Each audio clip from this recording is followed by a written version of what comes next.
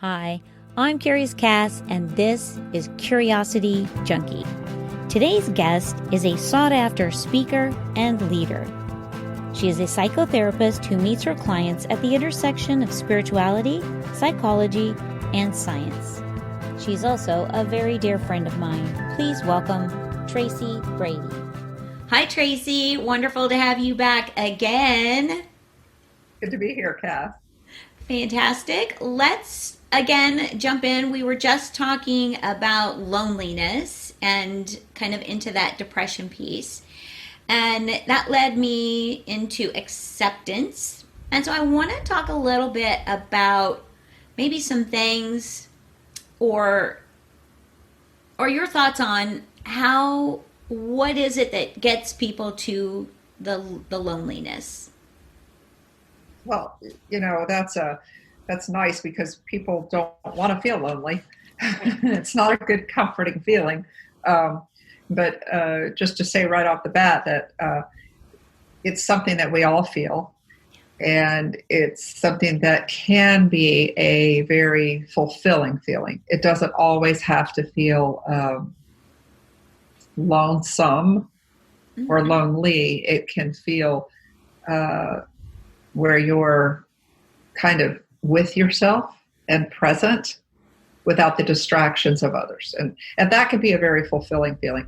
But you bring up acceptance, and that very much can tie into a feeling of loneliness that we're all kind of probably grappling with, or at some level we're all dealing with, because we are having to, or some people don't do it, but we have to be alone at some point, even without the COVID. Yes. We can't control situations. We can't control other people coming and going. And so at some point, your children will go try to be on their own, or your partner will decide that they don't want to be around anymore. Or maybe you'll decide that, or there'll be a disease or a death or something that brings us to a place of feeling lonely. And acceptance can play a big part in that. Acceptance defined is something like receiving what is given. And so if we are receiving what is given, great. But it's, again, going back to what we talked about, I think, in our last episode about how we perceive that, what we tell ourselves about that. So, if you say to yourself, I must accept something, and you're telling yourself that it's horrible and there's nothing great about it and it's just awful, and you're portending the future of a future based on this acceptance of doom and gloom and horrific things, it's very hard to accept. Very hard. And so that can make you feel very isolated and alone. It can cause you to feel like you have no hope, that you can't even take care of yourself with your best faculties and your best thinking, that you cannot even bring yourself to a place of having some motivation for moving forward. And that can lead to a longer, more deep depression. But on the other hand, paying attention, taking yourself out of the equation personally and paying attention to what you're telling yourself or what your brain is telling yourself about situations that you are attempting to accept or reject is important, because we have to make sure that, or pay attention. Are we attempting to accept something that's not true or partially true? And our tendency to go down the rabbit hole or segue or doom and gloom or, is as we've talked about in previous episodes, something that we do in response to fear. And fear is always at its core a good thing. It's meant to spark us to action. But when it moves us to actions that aren't in balance with reality, that's when it can have a very devastating effect on our psyche, our soul, our lives, everything. And so when we talk about acceptance, nobody wants to accept something that they see as bad. Mm-hmm. Nobody. I mean, you can't fool yourself into Right. saying this is good. My son developed a brain tumor out of the blue when he was 12 years old and died at 13. There was no way I could accept that. There was no way while I was going through that, there was any part of that that I could see as good. Right. No possible way. However, there was a time at which my sanity, my peace of mind was threatened. Yeah. To a level that was unacceptable to me. So I had to come to some point where I could at least say to myself that this is the reality. Acceptance, what I'm trying to say is acceptance doesn't mean we have to like it. Ah, right. Yes. Our brains and our egos are always trying to get us to a place where we can be happy and we can have, we're telling ourselves that we have to be joyful. And if we're not joyful, we're sad. And that's not true. There is a place of complete contentment, I guess, in each moment that I think is that people don't realize is more real and more sustainable in the long run. These ups and downs, and this is good, this is bad, and this is the brain loves that stuff. The ego loves that stuff because it can get us to try to motivate ourselves to action and doing. I could fix this and I can make that happen. But when we come to things that we have to accept that are out of our control, do you keep banging your head against the wall? Or do you turn and face the things that you can control? Right. And so acceptance is a very useful tool. Number one, when you are accepting what's real, not just trying to accept something that you're telling yourself, because we want to attach, the brain wants to attach meaning to everything. Well, this means that. And if they don't call me, that means that. Right. And if they don't call me or they don't like me, then that means something about me. Yeah. And it's simple. It's a simple, they didn't call me in the 2 minutes or 5 minutes or 5 days that I expected them to. And so we've got all the way over here to I'm depressed now because I've told myself something. So if you're telling yourself something about reality that's true, fantastic. But you don't really know that by yourself. Sometimes we have to talk to a professional or somebody that can have an objective view and help us to get to a place where we are facing reality as it is and not just suffering because of all the stuff we're putting on it ourselves. Mm-hmm. I know that's a lot, girl, and that's probably more than you asked for. No, it's great. And what kind of came to my mind is a conversation I was having around death and how I know we're all going to die. I know that. But I don't like to go to funerals. They feel heavy.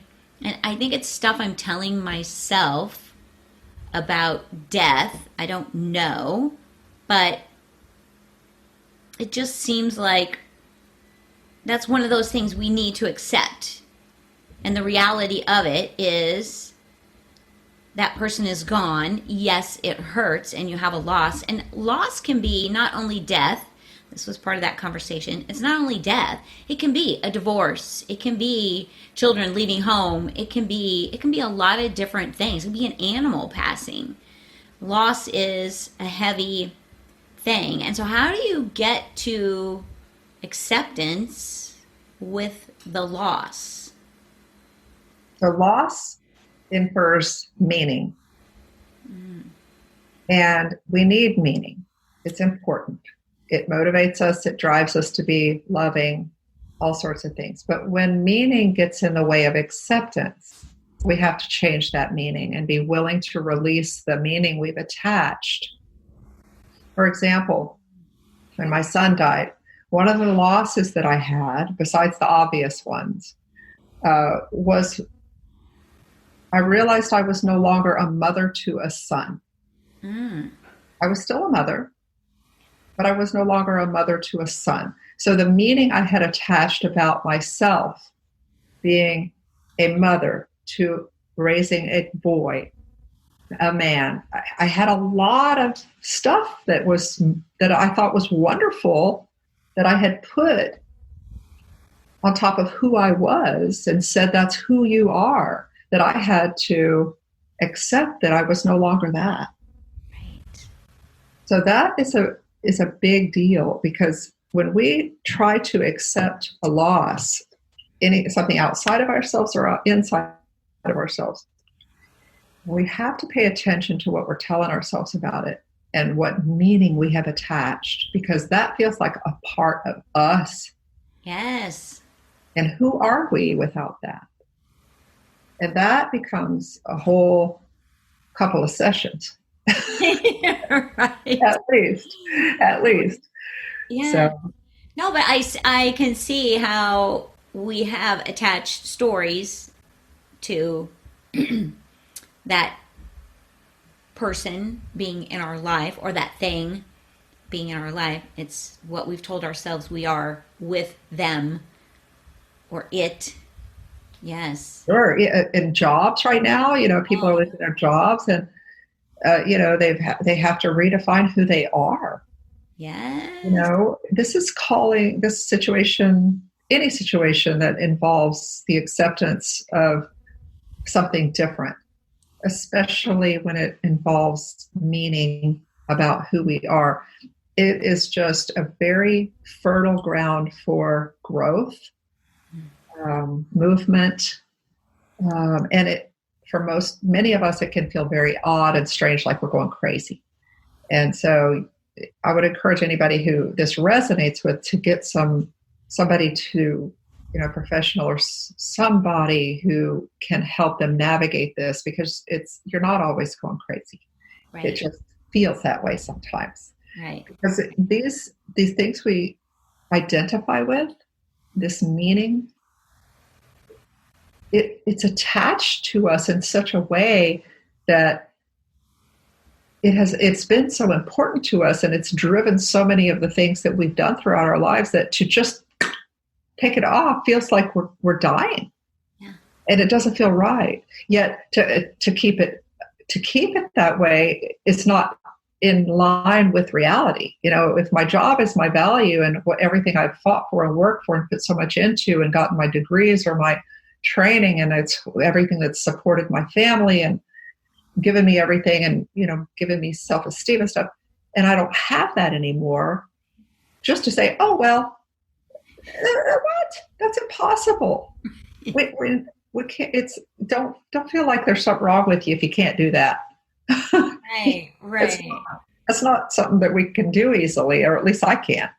No. Yeah, I completely agree, and I do think there are a lot of people with COVID right now that are struggling with a lot of change, and that detaching from the meaning that we've given ourselves. So what would be something you would recommend if someone is feeling the loss of a job, a loved one, the loss in any way, which can create the loneliness, which can create depression, just like it all kind of rolls into. What is something that someone could do at home, just small step that they could take to start shifting that thought? I think, none of these are small steps, but acknowledging maybe and being aware that this is something that has been very important to me, but yet it's going to kill me or drive me insane to try to continue to fight it or hope for it, or I've got to turn in another direction. One of the things that I would encourage is that people ask to be shown the universe, higher power, God, Buddha, anything you believe, the trees, whatever you believe is a little bit stronger than you and guides the winds of change and makes the moon and sun rise and fall. Ask whatever power that is to maybe show you some strength, maybe show you something that, this does not mean that you are empty. This means that you maybe need to turn your gaze onto things that you can do. There's a serenity prayer. Grant me the serenity, and it says God, but grant me the serenity to accept the things I cannot change, the courage to change the things I can, and the wisdom to know the difference. So maybe a small step, besides the awareness of it, is to turn in that direction or ask for guidance in looking for something that really is. One way to do that is a gratitude list. I know that's trite and people are like, oh, but it's so just for this moment, do I not have the ability to sit up straight? I do. Wow. Where's that come from? Do I have the ability to feed myself something today? Yeah. Wow. That's pretty important. That is pretty freaking important. And I like what you shared in, I think, one of your last episodes where you talked about calling someone else. Yeah. As long as there's no expectations associated. This is something we do to get out of our own ruminating, detrimental, we're terrible selves. But truthfully, when we do something, water the grass, give life to nature, when we feed our animals or pet our animals, when we walk the dog, when we help someone else, contribute to something, throw a piece of paper away that someone else has discarded, just the smallest act can empower us and touch that place in us that knows that we are not just our job, that knows that we have value beyond what we have attached ourselves to. And that can be enough spark to get you to want to do it more. Yes. No, and anyway, that's just one of the things that comes to mind for me. Yeah, no, and I like that because I think if you can start your day with a piece of gratitude for even the smallest thing, even if it's just you opened your eyes today and you get to start another day, whatever your piece, the thing that you are thankful for, if you can spend time thinking about that. And then I think another big one is don't be afraid to ask for the help. We talked about that, I think, in the last video. And don't be afraid to reach out to someone, even just to talk. But I like that you added without expectation. They're not there to save you. You're reaching out just to say hi, just to connect with another human being, just to bring you back into the now, I think is a good way to put that. Like bring you back to reality, get you out of your thoughts. I think that's... It changes your perspective. And that's what we need, is a change in perspective when we get so bogged down with those habitual, I'm no good, what am I going to do? I'm powerless. And truthfully, powerlessness is not something that we like. So it makes sense that we would want to get bogged down in trying to fix that. But when it gets to a place of, you've got to have a change in perspective. I mean, if you just focus, what is that thing about looking at an elephant, a blind person, or someone who's never seen an elephant? If you just give them like a little tiny little piece of the side of them or the tail, there's no way they could see the whole thing. They can't know what you're talking about. So we tend to get very, if this is my problem, and I have it here, well, it makes sense for me to want to get really close to it so I can do every possible thing I can do to try to fix it, right? But how much can I see beyond this when I get this close to my problem? I Right. can't. Right. So, I mean,